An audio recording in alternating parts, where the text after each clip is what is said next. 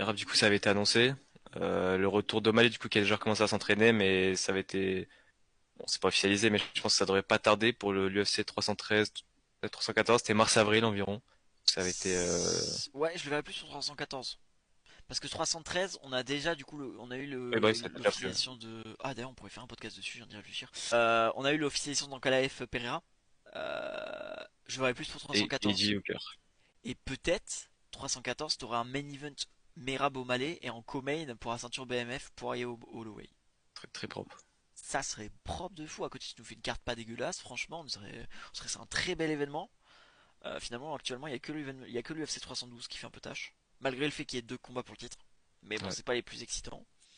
Et ouais, comme tu as dit, O'Malley, le problème c'est que Merab, il va laver toute la KT pour moi à l'heure actuelle. Il y a personne qui peut. Il y a même pas de débat avec n'importe qui là. Pourtant, les Bantam, juste en dehors du top 15, proche du top 15, il y a énormément de noms, hein.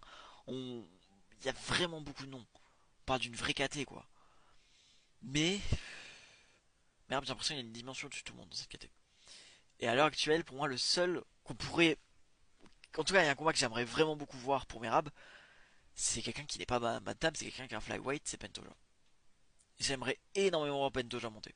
Tu vois, genre un Pentoja qui fait ses défenses de ceinture, qui n'a plus personne contre qui défendre parce que bah, au final il avait toute la KT, Ouais. qui monte en bantam, qui bat Davison Figueiredo pour sa revanche et qui ensuite va chercher le titre de Merab.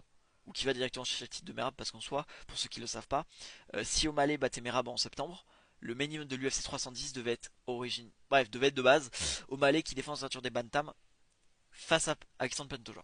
Et ça aurait été un combat que j'aurais vraiment beaucoup voulu voir. Parce que Pentoja, il aurait pu me faire penser un peu à un Petroyan face à O'Malley. Au niveau de la taille, au niveau de la façon de combattre et tout. C'est pas exactement la même façon de combattre, faut pas, voilà. Mais, tu vois, un Pentoja contre Figueiredo, un Pentoja contre Petroyan. Oh, ça donne envie. Et puis Pentoja, c'est un des seuls, tu lui donnes un vrai lutteur, il peut faire vraiment quelque chose, tu vois. Parce qu'il est Mm. bon au sol aussi, Pentoja. Donc, Bah, hyper complet. mais pour moi, debout, il est plus dangereux qu'un Omar. Pour moi, debout, il peut faire vraiment beaucoup plus de dégâts à Merab. Tu vois. Euh, le- Donc, ce serait intéressant de voir ça. Et pour moi, limite, tu vois, c'est comme je l'avais dit pour Topuria, pour moi, c'est le seul on pourrait voir l'étincelle face à Merab. À l'heure actuelle, si Oumar n'a pas de revanche, Pentora, comme vous voulez, c'est le seul pour qui on peut avoir l'étincelle face à Merab. Parce que là, peu importe, je vois mal Merab monter. Je pense que Merab, il va se dire, Ouais. bon, bah, je reste là, je vais être bien jusqu'à ma retraite, je gagne, et puis voilà, on est content. Je vois pas qui peut battre Merab. Vraiment.